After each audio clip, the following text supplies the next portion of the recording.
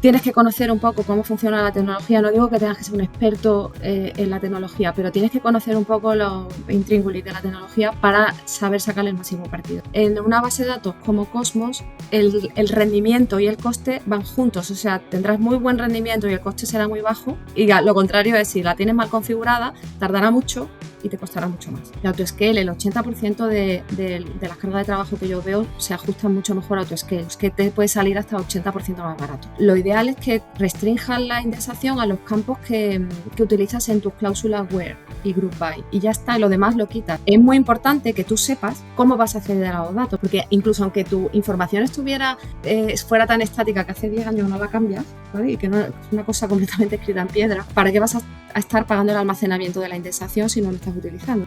Cosmos está muy vinculado con la IA, porque Cosmos, por ejemplo, es la base de datos donde se almacenan todas las conversaciones ChatGPT, todas.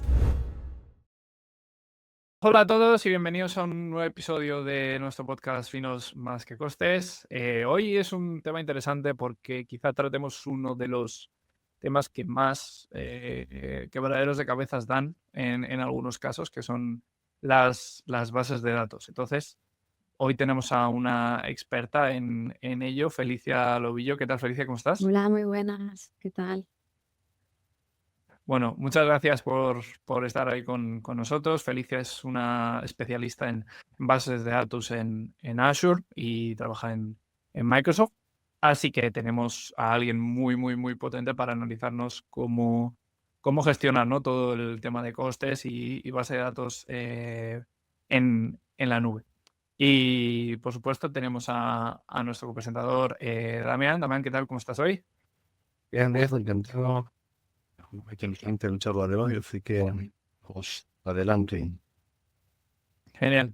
Pues bueno, como sabemos que eres toda una pro con el tema de las bases de datos y estamos viendo, ¿no?, que sobre todo en la parte española, ¿no?, que tenemos mucha migración todavía por hacer o en proceso de hacerse y que todavía no sabemos en algunos casos cómo medir, ¿no?, los costes y cómo tenerlos controlados.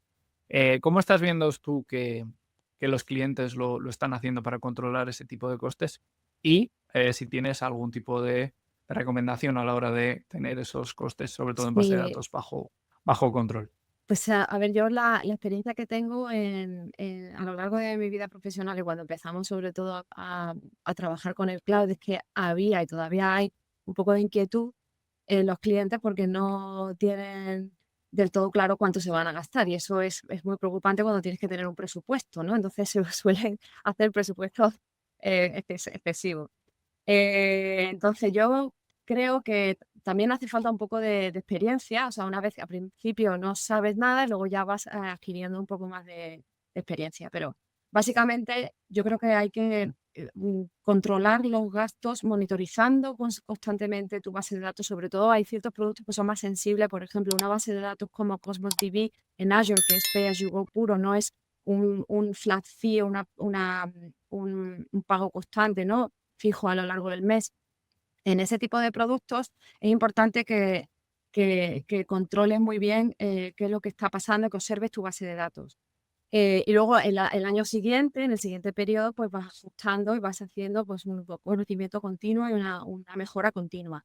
Yo tenía un profesor cuando estudié, que se llama Jorge Chávez, que nos explicaba la realimentación negativa y nos reíamos mucho, pero es verdad, es eso. O sea, tú pones la ducha a tope de caliente, te quemas y luego lo pasas a tope a la izquierda, te mueres de frío, luego pasas un poco, al final Y ya te encuentras una encuentras. temperatura, ¿no?, que es la temperatura adecuada. Pues yo creo que pasa un poco eso, ¿no? Tú tienes que, empiezas, pues dices, venga, voy a hacer un presupuesto y luego vas ajustando porque ves que no hacía falta tanto, ¿no?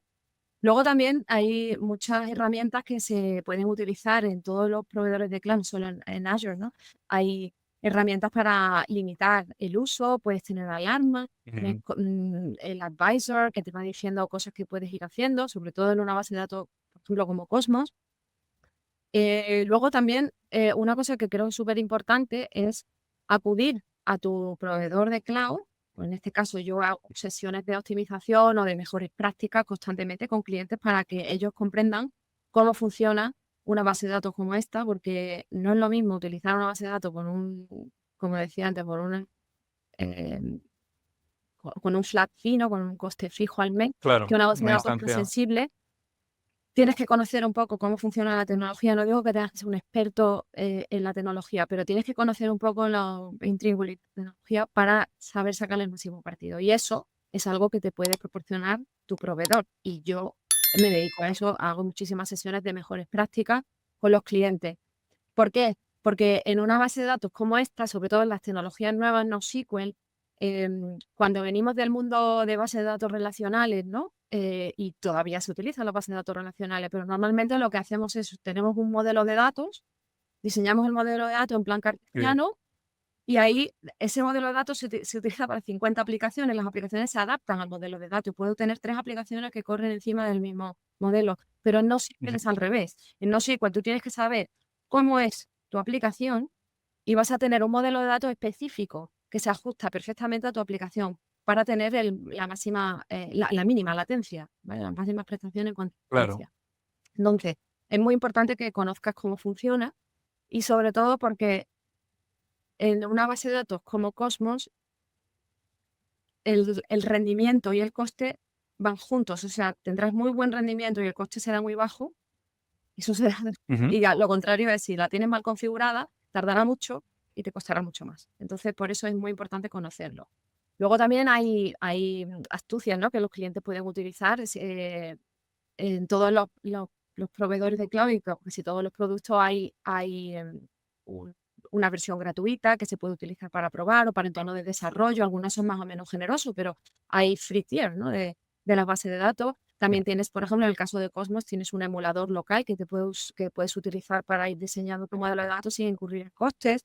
Tienes también reservas, en fin, hay muchas herramientas para controlar tu coste y alcanzar ese nivel de crucero. Sí, ese nivel estable, ¿no? Cuando ni te quemas ni te mueres de Eso frío, es. vamos a decir. Y bueno, y de lo que has hablado un poco, yo la verdad es que sí que tuve bastante experiencia con el tema de la NoSQL y con aplicaciones que me hicieron optimizar bastante tanto el coste como el performance.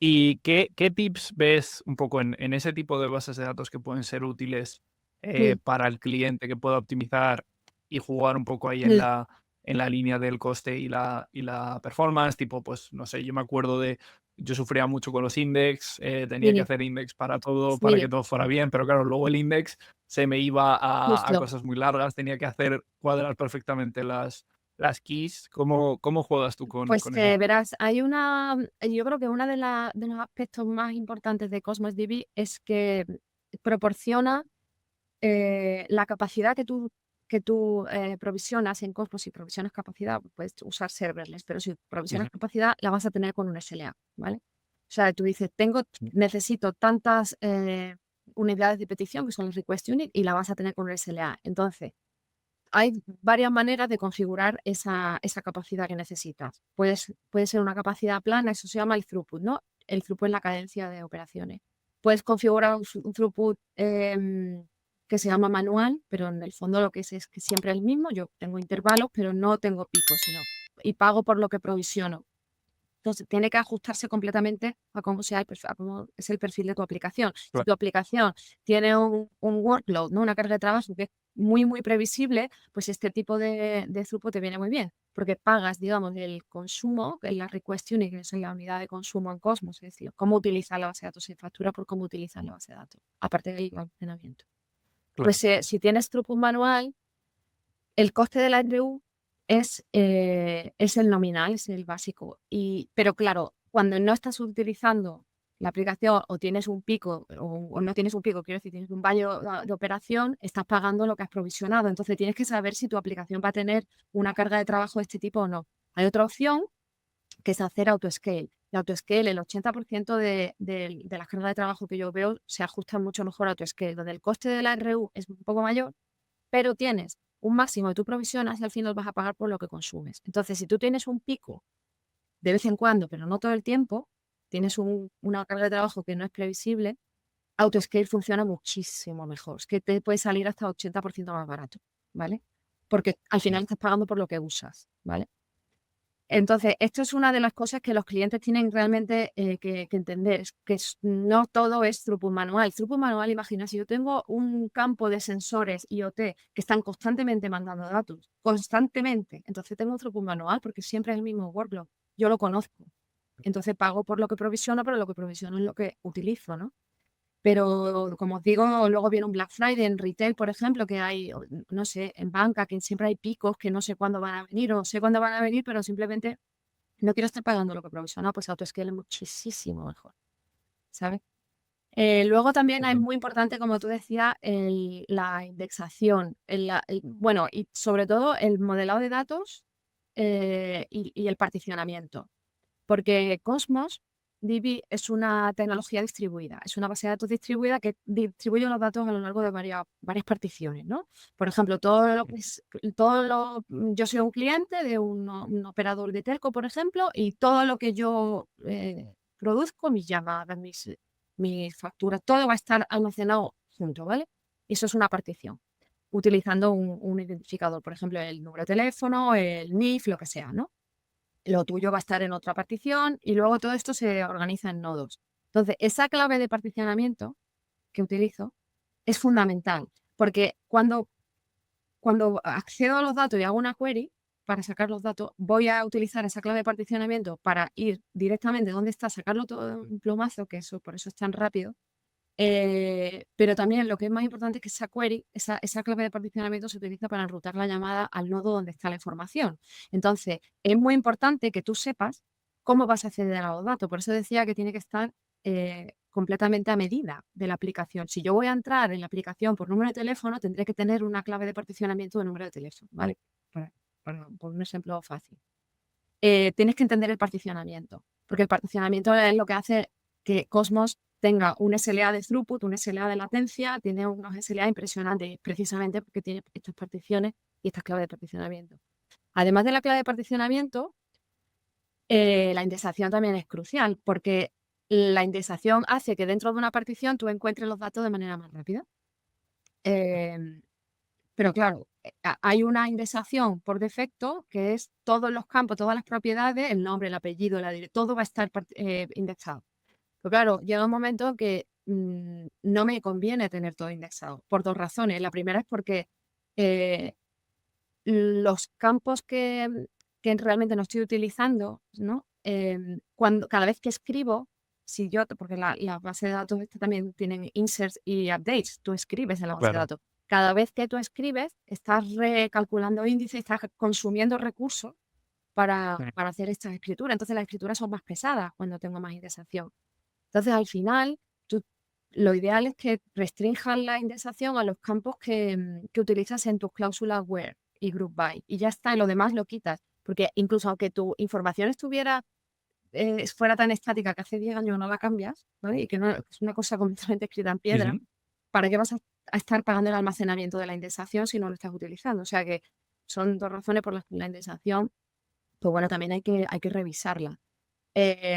También a la hora de cambiar el throughput, si yo tengo un throughput y pongo otro, pues hay que tener también cuidado porque Cosmos hace, como decía, tiene particiones y estas particiones pueden cambiar dependiendo del volumen de datos. O sea, si tengo más volumen de datos, pues Cosmos va a ir sacando particiones para tener las particiones de un tamaño relativamente razonable.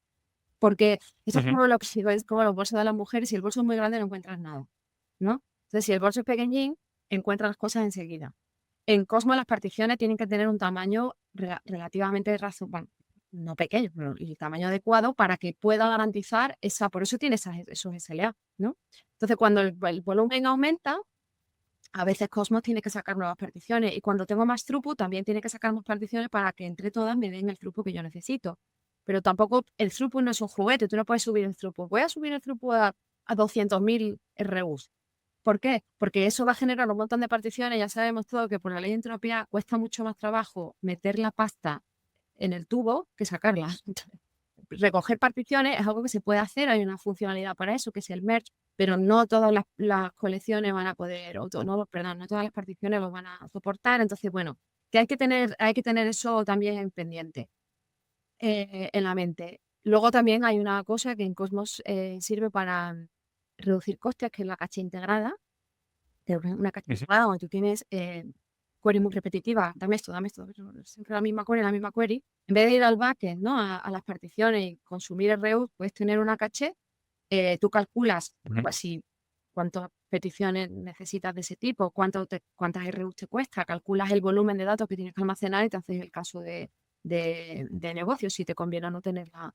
Pero se puede reducir todavía más la latencia. Pues, Cosmos tiene una latencia, tiene un SLA de latencia de lecturas puntuales, que es un tipo de lectura concreto, no es una query, de 10 milisegundos. Pero siempre, normalmente cuando la utilizas bien, son menos de 100 milisegundos siempre, ¿no? Siempre.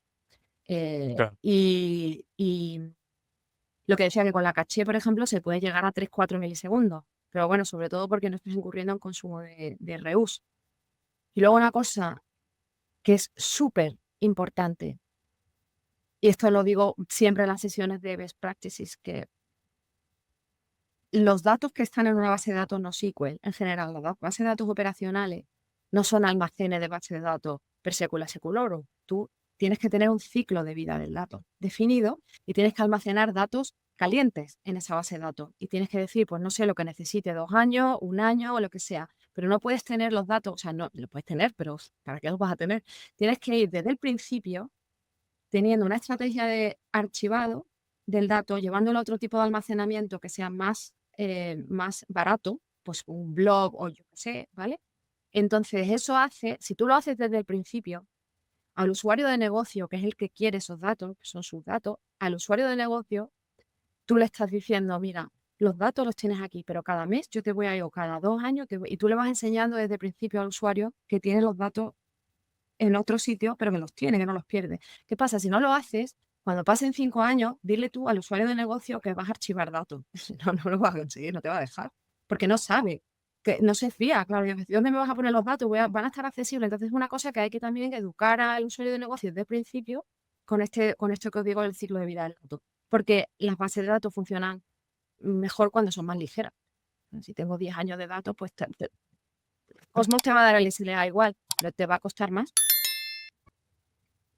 Totalmente. Y no me quiero imaginar una base de datos con 10 años de actividades, sensores de cualquier cosa Claro, del año 2012 a saber cuántas queries puede haber ahí. sí. De coches o de, no sé, o plaquitas de cualquier tipo de sensor. Tiene que ser una locura, la verdad.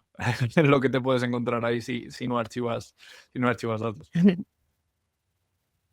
Y bueno, estuvimos hablando, no de que muchos tips sirve y también hablaste mucho de herramientas y cómo, o sea, el tema de visualizar, pues estamos en un campo con Finox y la gente le gusta siempre visualizar.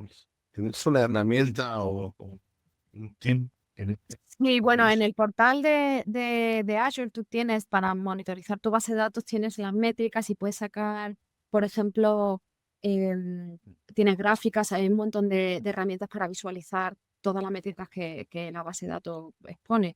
Dentro de una, por ejemplo, que es súper interesante, es, imagina, yo he provisionado un throughput, ¿no? Yo he dicho, quiero que mi base de datos tenga tanto throughput, 80.000 RUs al segundo, ¿no?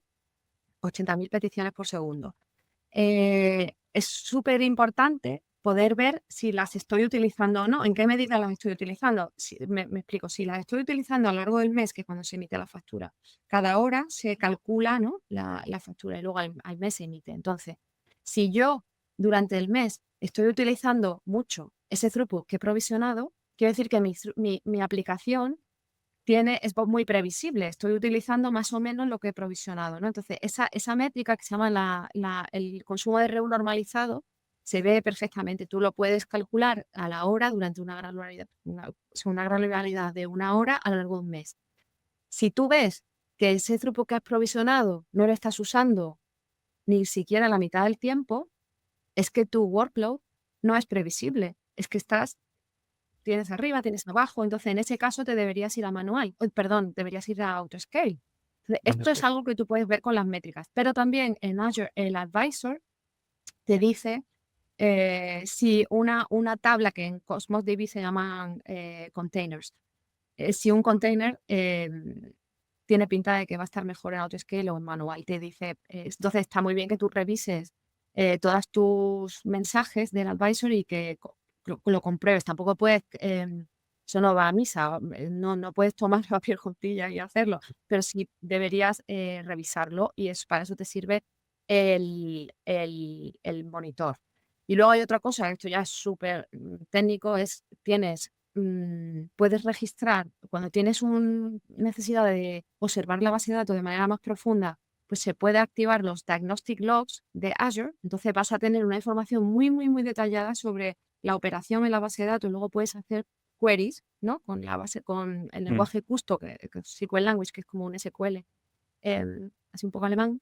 Entonces haces eso y, bueno, pues lo activas una semana o dos porque eso también tiene un precio, ¿no? A activar los logs, etcétera. Los almacenas durante 2 semanas, los observas y cuando ya tienes claro qué es lo que está pasando, puedes ver las queries que consumen más, puedes hacer en la documentación de Azure hay un montón de ejemplos de queries que se pueden utilizar. Esto ya no es tan visual, pero no deja de ser FinOps. Al final lo que tienes que hacer es un informe y enseñárselo a la gente de FinOps, que no sea tan técnico, ¿no? Pero es que es bastante técnico. Esa parte es muy técnica. Y luego también tienes en el SDK de Cosmos, también puedes activar la métrica de índice para que te recomiende si el índice lo debería usar o no lo debería usar, etc. Pero vamos, yo creo que, por ejemplo, en cuanto a índices, un buen dato es cuánto ocupa el índice con respecto a los datos reales, ¿no? Y si es más de un 10%, a lo mejor lo deberías revisar.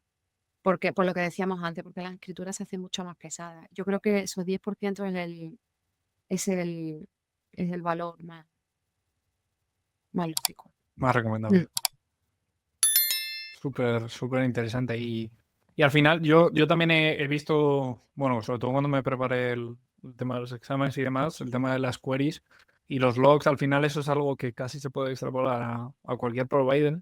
Que el tema de ver unos log analytics, activarlos y poder entrar ahí, luego a partir de los logs puedes jugar con las métricas en base a logs, que eso es súper interesante para alertas y demás, es algo súper interesante. Sí que es verdad que siempre hay que tener en cuenta el coste y el ciclo de vida de los logs y cuánto tiempo los conservas y cuántos insertas y demás, porque yo el otro día tuve un error que saltaba ahí un 503 cada 0,5 segundos y tuve que decir, y de repente al día siguiente vi un pico ahí que dije, ¿qué está pasando? Y veía el log storage ahí a tope y dije, pero estamos metiendo un log aquí cada, no sé, cada 5 segundos. Claro, o sea, claro, por eso yo lo que recomiendo digo, no puede ser. activarlo eso durante un periodo de tiempo, eso 2 semanas, hasta que tú ya hayas analizado qué es lo que pasa, luego ya lo desactivas y ya corriges lo que sea. Y ya está. O sea, no es algo que se deba tener activo todo el tiempo, ¿para qué? Es un montón de información. No, o sea, hay que tener cuidado con eso en workloads críticas si hace falta, sí, pero hay que ser consecuente con Otra cosa eso. que también, Y perdón, sí. otra cosa que también dale, estaba dale. pensando que también recomiendo es que a veces cuando venimos de una migración, porque, o sea, es una migración de datos que están on-premise y los voy a llevar a Cosmos DB, por ejemplo. Normalmente los clientes tienen una ventana para migrar esos datos, ¿no? Bueno, lo puedes hacer de mil maneras, pero imagínate, tienes 1 tera de datos, ¿no? Y los tienes que cargar. Entonces, tú provisionas un throughput de la base de datos, entonces vas a ir cargando, consumiendo esas RUs por segundo, ¿no? De cuantas más pongas, más capacidad tendrás de escritura. Entonces, tú dices, bueno, pues voy a provisionar un montón de RUs para que me tarde muy poco, ¿no? Porque cuanto más RUs tienes, Claro, más rápida será la a carga. tope. Hasta que eso genera un montón de particiones. Y el día de mañana, cuando tú ya has terminado tu carga, ¿no? Que te has tardado 3 horas, imagínate, con 5.500 millones de RUs, ¿no? Y de repente tienes que pasar al régimen permanente, donde ya las RUs que necesitas son 30.000, pues tienes un montón de particiones, se ha fragmentado todo y ahora esas 30.000 se van a dividir entre todas las particiones, entonces cada una va a haber muy poco. Entonces, no, es algo que yo tengo una hoja una herramienta para ayudar a los clientes a decidir cuánto voy a poner para mi carga inicial, que al final tenga una carga inicial con una duración razonable y aceptable por negocio, ¿no? Pero que no fragmente demasiado la base de datos, ¿vale? Aunque, como digo, hay un merge que se puede utilizar, pero bueno, que yo creo que es algo que Sí, tiene bueno, que aprender. pero Y que esto también lo veo mucho. yo creo que, bueno, sobre todo si alguien, no sé si alguien ha tenido la experiencia de hacer un sharding en manual, o sea, gestionado por uno mismo y con un open source y demás por su cuenta, que creo que sabe perfectamente que hacerlo luego otra vez para atrás y todo el proceso que ello conlleva es, Eso es que vamos a justo decir, la ley de entropía, diabólico, en la ley de llamaría. entropía es mucho más difícil, sí. O sea, ya hacer el sharding y que todo vaya bien, o sea, a nivel, vamos a decir, más rudimentario, es algo difícil y es algo que, bueno, tiene su historia y que funcione bien. Luego, evidentemente, no todo lo que está automatizado y demás, pero es una cosa compleja. Revertirlo ya, bueno, puede ser el caos Totalmente. más absoluto Totalmente. de que vaya todo bien, aunque evidentemente está todo súper controlado. Y bueno, yo quería, porque ya que vemos que eres toda una máster en Cosmos y en todo el tema de Azure y demás, y bueno, sabemos que eres, ¿no? Cinturón negro en, en Azure, una black belt, absolutamente. Yo soy cinturón naranja, pero eso es de otras cosas. Quería saber un poco, ¿no? ¿Cómo ha sido tu camino para ¿no? masterizar todo el tema? ¿Qué competencias has tenido que pasar? ¿Cómo se consigue, ¿no? Un poco ese Sí, pues tema, y cuéntanos un madre poco mía, en qué sí. consiste. Pues verás, yo además tengo un perfil un poco raro, porque vengo de toda la vida de integración de sistemas. Estuve muchísimos años en Ujú, una compañía y hace 2 y algo me vine aquí. Y francamente, cuando yo vine a Microsoft, el Cosmos DB, por ejemplo, sabía, bueno, es que lo que sabía era ridículo, vamos, o sea, sabía muy poco. Pero ¿sabes qué ha pasado? Que la documentación es muy buena, que he aprendido muchísimo en reuniones con clientes, me he pegado mucho con la base de datos y he aprendido mucho de mis compañeros, que han sido muy generosos también, me han ayudado muchísimo. He hecho muchísimas presentaciones para recoger el conocimiento y tener, ¿sabes? Como mi- mi tomo de conocimiento, y al final lo he asentado y lo he digerido. Es mucha información. Yo no soy ujú. DBA, yo no tengo perfil de DBA, no soy tampoco desarrolladora, entonces, bueno, pues he tenido que estudiar mucho, pero la verdad es que he tenido tiempo para estudiar y le he echado muchas ganas, porque la verdad que me parece un tema muy bonito y sobre todo porque Cosmos DB es una base de datos que no se parece a ninguna cosa que yo haya visto antes, ¿sabes? Y la verdad que es muy bonito, no solamente el logo, que no sé si lo habéis visto, que es una monada, un planeta. Sí, está chulo. Y eso es lo que le digo yo también a los clientes de broma, les digo, oye, ¿por qué no ponéis Cosmos de arquitectura que te va a quedar súper bonita? No, pero es una base de datos es una base de datos muy buena, muy buena, es una maravilla. Es tecnología muy puntera, pues nació creo que fue en 2015, o sea que es muy reciente, todo esto es muy nuevo, ¿no? Es todo muy nuevo. Pues así lo he hecho, leyendo mucho y estudiando mucho. Y luego también hay una certificación, la DP 420, que bueno, para alguien como yo que no desarrolla, pues me costó también mi ratito, ¿eh? Es bueno. Pero, Al final cuesta para pero lo hace. todo el mundo, o sea que. Claro, pero esto no se tan virtual, ¿no? No, no Al llegas ahí, sin tienes ponerlo. un learning path, o sea, si tú vas a la documentación de Cosmos, tienes un learning path con un montón de módulos que están muy bien para ir aprendiendo. También está muy bien utilizarla, por ejemplo, si no quieres ir a la nube directamente, puedes utilizar el emulator, ¿no? El emulador, que lo instalas en local. Esta es una aplicación que tienes aquí en local y vas aprendiendo los conceptos. Y luego, bueno, yo también, porque soy, como decía, soy Black Belt, Global Black Belt, entonces tengo acceso al grupo de producto también, que es, pues digamos, donde se cuece todo esto, son los que lo han desarrollado y los que van evolucionando el producto. Entonces es apasionante oírles hablar de cómo funciona, de, bueno, sé, como ver el tapiz del revés, ¿no? Es muy chulo, es muy chulo. Eso también es un Sí. sitio privilegiado para mí, pero bueno, generar el Learning Path es muy potente. O sea, yo lo he seguido Lo he hecho varias veces. Cuando necesito algo, estoy constantemente con la documentación pasando páginas, buscando lo que necesito. Sí, yo, vamos, recuerdo que al final era un sistema bastante útil. Además, en la última actualización del tema de las certificaciones lo metieron para que se pudiera usar durante el examen.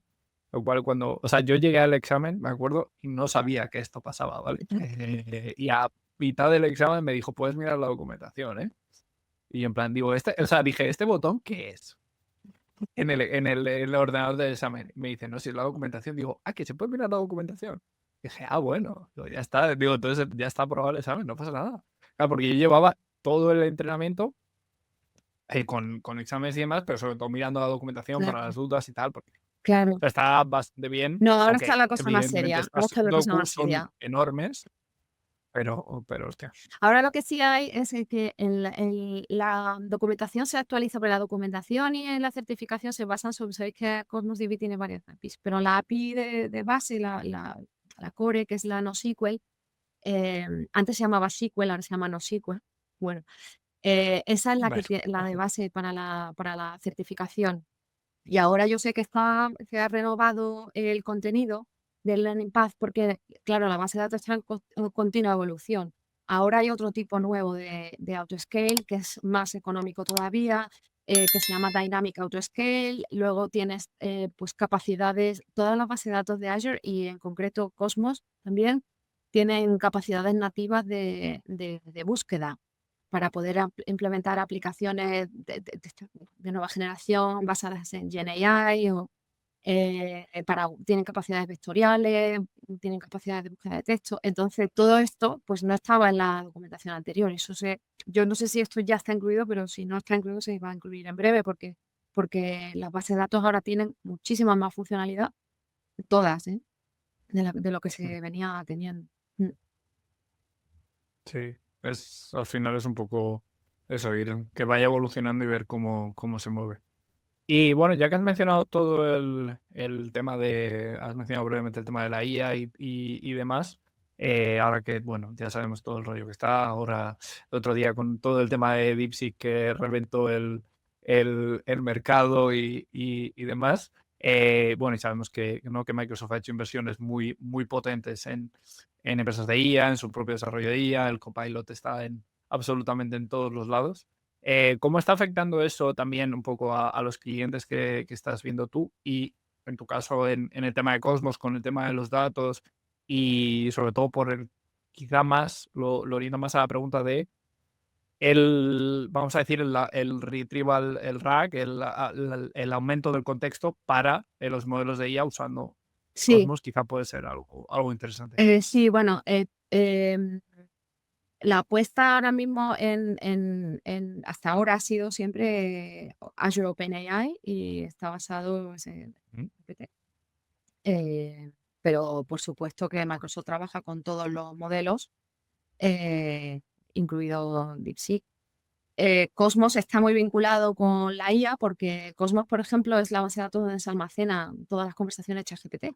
Todas van a Cosmos. Esto irá evolucionando, no sé cuál es la postura que vamos a tener en el futuro, pero yo creo que desde mi punto de vista la aparición de DeepSeek es, bueno, cuando todo el tema de la seguridad esté completamente claro y se pueda utilizar con toda la seguridad, a mí me parece que es una buena noticia porque si vamos a tener aplicaciones inteligentes, cuanto más eficiente sea, mejor. O sea, que es una cosa que creo que en general va a aportar.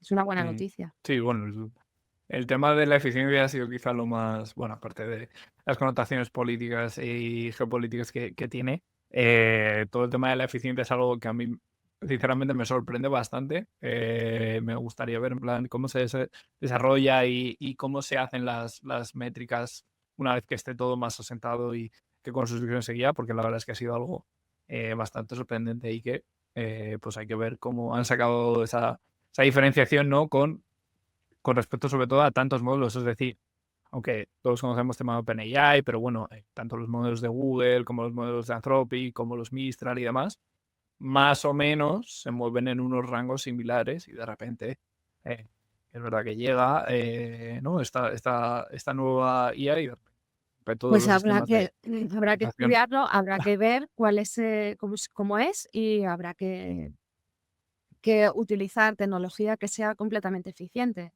Y esa será Sí, sí. eso se vaya. Bueno, y es muy positivo para el ecosistema. Yo creo que al final tener una referencia, que haya un nuevo salto, ¿no? Que se vea una nueva capacidad ahora de eficiencia, poder reducir costes, que es al final lo más importante, porque bueno, al final todo este tema está incrementando mucho el coste y el gasto en la nube de recursos y demás.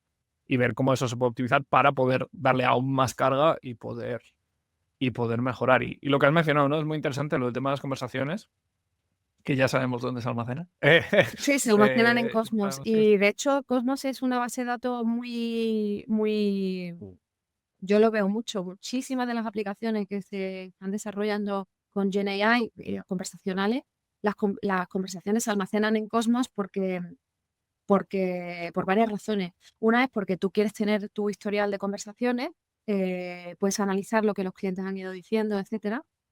Eso te sirve para hacer analítica luego, recuperarlas porque también mejora la experiencia de usuario, ver cuáles son las últimas conversaciones que he ido teniendo, ¿no? Los clientes quieren ver eso. Y también porque tú puedes utilizar estas conversaciones, si tú las vectorizas, puedes utilizar Ujú. la base de datos como un caché semántico. Entonces, cuando hay una nueva pregunta, en vez de ir otra vez a ChatGPT o a Azure OpenAI a preguntar a los tokens, simplemente los vas a servir la respuesta de la base de datos porque ya se ha hecho la misma pregunta antes o se parece muchísimo a una que han hecho antes. Entonces, eso abarata también el coste y lo hace muy eficiente. Eso lo Sí, estoy sobre viendo. todo para a la gente que, bueno, simplemente por aclarar, por si hay gente que no está familiarizado, el tema de, al final, todo el tema de la IA y el contexto que se le da a la IA desde aplicaciones externas o documentación externa, parte de la base de vectorizar la información, digamos, de texto, que no se lee de texto puro y vas, sino que todo se vectoriza, se tokeniza y se hace vectores para que cuando haces la query a la base de datos, ese vector, digamos que lo que entra se vuelve a vectorizar, se compara la distancia entre los vectores, Exactamente. esto igual es un poco más técnico, y vuelves con el contexto más cercano lo más rápido posible. Claro. Entonces, al final, toda la vectorización lo que te permite es, uno, es un almacenamiento súper eficiente. Si alguien ha hecho cualquier cosa con vectores, en NumPy, en Python y demás, todo el análisis de datos se relaciona con vectores y distancias entre ellos. Y dos, te permite comprimir muchísimo la información, porque si metieras texto ahí en el campo text, nos podríamos morir, uno, de eficiencia y dos, de la cantidad de cosas que devuelve la base de datos. Sí, Entonces es algo súper interesante el tema y también es de la muy vectorización. interesante tener la vectorización en la propia base de datos, como por ejemplo Claro, puedes hacer sí, con sí. Cosmos, porque los datos operacionales suelen ser muy dinámicos. La nueva llamada o una nueva queja o no sé cuál, o sea, tienes ¿sabes? Una nueva transacción, lo que sea. Eso, si esos datos los quieres vectorizar, sabes que las bases de datos tienen esta capacidad de change data capture, o sea, que son capaces de detectar cambios en los datos y esto lo puedes utilizar para automatizar un proceso, por ejemplo, para ir a buscar los vectores para el nuevo dato que tengo o cuando hay un update o lo que sea. Entonces, tenerlo ya en la misma base de datos, pues una cosa que simplifica la arquitectura, lo hace muy eficiente y para qué te vas a llevar los índices a otro sitio, ¿no? Pues si los puedes tener en la propia base de datos, los índices para buscar tus vectorizaciones, todo eso está muy bien. Eso es algo que está muy de moda ahora. Al final Todo el es mundo que quiere va a hacer ser el tema aplicaciones del, inteligentes. Todo el mundo. todo el mundo quiere meter, al final es la clave y yo creo que en business, y tú probablemente lo sepas más, dar el contexto, al final la mayoría de aplicaciones van a ser un modelo de IA con el contexto del negocio embebido en algún punto.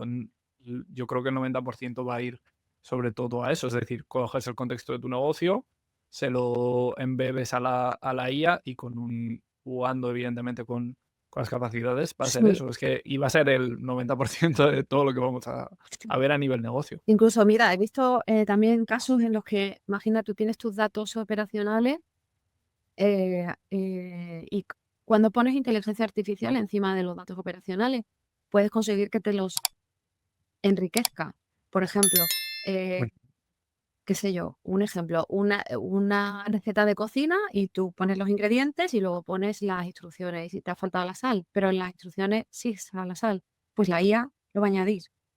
Añade la sal en las instrucciones cuando te lo enseña, pero yo no lo tengo en la base de datos, me lo va a dar la IA. Entonces puedes aumentar tus datos y puedes enriquecerlos. Eso es algo que es muy potente. O también tú puedes jugar con qué grado de libertad tiene el aplicación. Eso, ¿no? Puedes decir, no, te restringes al JSON que tienes y no salgas del guión, ¿vale? Pues si le das libertad, puedes enriquecer los datos y tener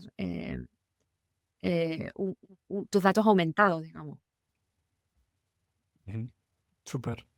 Y bueno, una cosa que quería preguntarme, que solemos preguntar a la gente un poco ahora que estamos, bueno, ya llevamos un poco más de año que está siendo bastante intensito, pero ¿cómo ves que va a evolucionar, ¿no? El tema en este caso de las bases de datos y en tu caso más concretamente Cosmos, ¿cómo ves que puede ir evolucionando? ¿Hacia dónde se puede ir moviendo? ¿Cómo lo ves tú en 2025 y los Pues próximos? sí, yo lo que veo es que hay muchas bases de datos, muchas tecnologías. Ujú. En Cosmos, por ejemplo, estamos haciendo también un poco de racionalización, porque hay muchas APIs, ¿no? Y hay que simplificar un poco. Las bases de datos, todas están teniendo ya capacidades de búsqueda vectorial, capacidades de búsqueda híbrida, capacidades de búsqueda de texto. Todas las bases de datos tienen esto ya de serie y la que no lo tiene lo va a tener en breve. Todas lo tienen que tener porque ya es una cosa que es una commodity ya. Eso hay que tenerlo. Ujú. Y también hay una tendencia que es, por ejemplo, la base de datos SQL de Azure ahora se pueden utilizar en SaaS, en nuestro producto Fabric. Entonces, SQL es la primera, pero luego van todas las demás. Cosmos también se ofrecerá como SaaS. Entonces ya será muchísimo más fácil incluso utilizar una base de datos de este tipo, que es que realmente vas a desplegar en un segundo y no vas a tener prácticamente que ocuparte de ella, porque será SaaS y no PaaS. Entonces, eso es algo que también está evolucionando en el portfolio. No te sé decir si todo va a ser SaaS. No, hombre. Yo veo que hay una tendencia al SaaS también, para facilitarlo, porque hay Sí, clientes que yo, prefieren SaaS. Tiene que haber de todo. sí, yo me piqué un DAS, nosotros llamamos el DAS, el Database as a Service, y si eso no lo tengo que volver a picar sería un detalle, la verdad. Porque ahí hubo recuerdo que mucho recurso invertido y mucho esfuerzo y mucho trabajo de entender cómo podemos hacer un DAS en cierta tecnología. Entonces, si ya el proveedor de nube ya te da el DAS hecho con los datos y que ya solo sea hacer vamos a decir, el modelo de datos en caso de SQL o en no SQL, bueno, también un modelo de datos, pero tenerlo distinto será un detalle, la verdad. Así que, bueno, pues esperando eso con muchas ganas. Bueno, y la verdad creo que ha sido muy interesante. Creo que hay muchísimos tips. A ver si, no sé si, bueno, nos va a dar tiempo a hacer todos los shorts y todos los clips que deberíamos hacer con todos los tips que nos has dado. Y nada, felicidad. Ha sido un placer tenerte hoy con No, el nosotros. placer ha sido mío. Muchísimas gracias. Hasta pronto, entonces. Hablamos y nos vemos en el siguiente episodio. Muy bien. Adiós. Chao, chao.